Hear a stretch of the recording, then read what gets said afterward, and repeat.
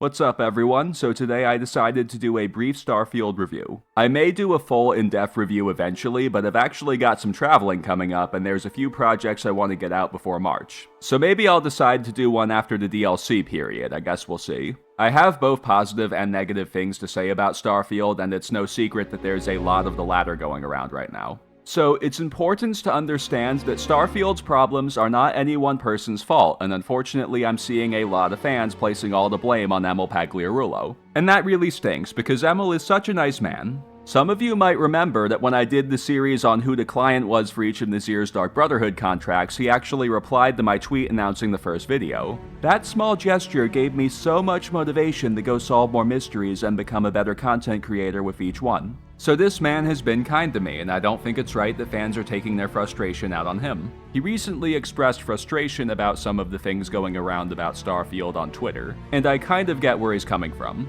It's annoying when people who don't have a complete understanding of what you do try to tell you how to do your job. For those of you that maybe aren't familiar with me, recently I've been trying to branch into being a Bethesda media personality, but really I'm mainly known for my fan theories. And people challenge me on my theories all the time, and I don't mind that. I mean, I choose to do this job, but a lot of them don't really understand how to do what I do. One thing I see over and over again is a lot of people want me to rely solely on empiricism, but really a lot of the time doing Bethesda fan theory is more like being an art interpreter than being a detective.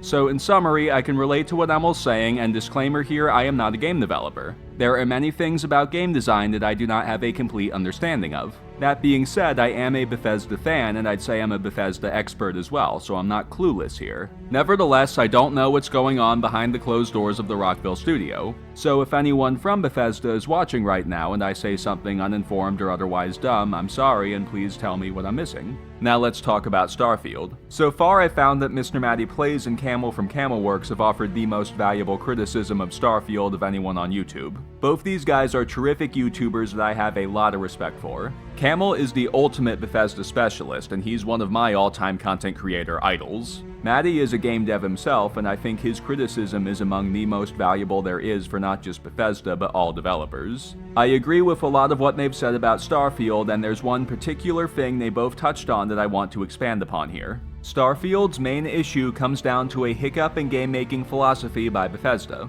not investing in roles that focus primarily on writing. In a nutshell, there's been this gradual shift away from creativity within Bethesda, and that's caught up with them. For a while, they've managed to get by splitting writing amongst the team, primarily among designer roles and not really having a lot of designated writers. But the non-writing work that went into Starfield seems to have demanded so much of everyone's time that they fell short on writing. And honestly, folks, I think that absorbing the bulk of writing into designer roles was a reasonable decision. This game needed a lot of tech and engineering roles, which are expensive, so creative roles were an obvious thing to cut back on. And don't get me wrong, Starfield has some good writing, but there's just not enough. Which is an understandable problem for a game of this scale, but is nevertheless still a problem. And the solution is investing in more creative roles. So I went into Starfield thinking this world isn't going to be as rich as Elder Scrolls and Fallout because it simply can't be. If the scale is going to be galactic, then we're inevitably going to lose some of the extreme detail that we're used to from Bethesda worlds. But I did think that we would still be getting the same total amount of quality-rich content. In other words, I was anticipating that we would get a Skyrim's worth of quality-rich content, but in a much bigger, more spread-out setting. And I was okay with that. I went in thinking, so long as we're getting a Skyrim's worth of quality content, I don't care about this ratio. But we ended up with something more like this. There's actually less than a Skyrim's worth in here, and the scale is even bigger than I was expecting. So this right here is Starfield's main problem in my opinion. Bethesda did not invest in enough employees to work primarily on writing, and the result is there's less than a Skyrim's worth of quality-rich content in there. And I think they should hire a bunch of writers for Elder Scrolls 6, because that series requires the most in-depth, quality, and intertwined writing of all their IPs. I'm planning to do a video about what I'm hoping for in Elder Scrolls 6 soon, so I'll elaborate more on this then. There is something else that I see a lot of people saying that I disagree with, and we need to talk about it here. I'm seeing a lot of fans and a lot of content creators saying things along the lines of Bethesda in some way doesn't understand what it is fans like about their hugely successful games like Skyrim.